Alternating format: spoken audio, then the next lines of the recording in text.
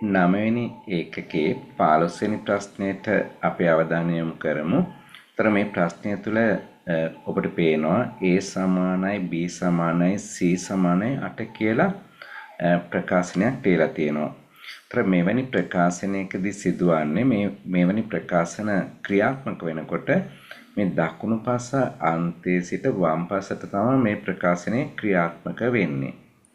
එයන ඉස්සෙල්ලාම සිදුවන්නේ C කියන වේරියබල් එකට මේක වේරියබල් එකක් එහෙම නැත්නම් විචල්‍යයක් බවට පත් වෙනවා. මේ විචල්‍ය තුළ ගබඩා වෙනවා 8 කියන ඉලක්කම. ඒ වගේම ඊට පස්සේ නැවත දකුණු පසට එනකොට C වල තියෙන 8 ගබඩා වෙනවා B වල. ඒතර ඊළඟට නැවතත් දකුණු පසට එනකොට B වල තියෙන 8 කියන ඉලක්කම ගබඩා වෙනවා A වල. එහෙනම් මෙතෙන්දි වෙන්නේ මේ A B C කියන විචල්‍යයන් තුනටම 8 කෙනාගේ ගබඩා වෙනවා. ඒතර ඉන්පසුව මෙතන print command එකේ කියනවා A වැඩි කිරීම B වැඩි කිරීම C. ඒතර A වල තියෙන 8යි ඒක වැඩි වෙනවා B වල තියෙන 8 B වලගෙන් වැඩි වෙනවා ඒක වැඩි වෙනවා නැවත C වලගෙන්. එහෙනම් 8 වරක් 8 මෙතන ගණනය වීම වෙලා තියෙනවා 8 වරක් 8 64 එනවා. එය නැවත වැඩි වෙනවා 64 කෙනාගේ නැවත වැඩි වෙනවා කියන්නේ 8න්. ඒතර 8 වරක් 4 32න් 2 දැම්මා 3ක් ඉතුරුයි.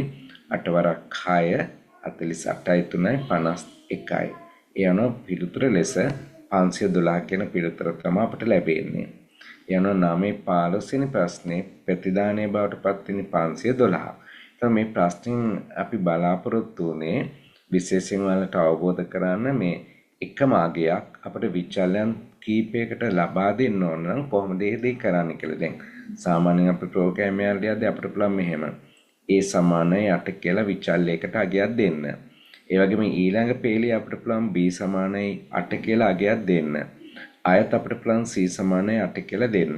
මෙහෙම පේලි තුනක ලියනවට වඩා අපිට පහසුයි එකවරම අපි මෙහෙම ලියනවා A සමානයි B සමානයි C සමානයි 8 කියලා අපි ලියනවා.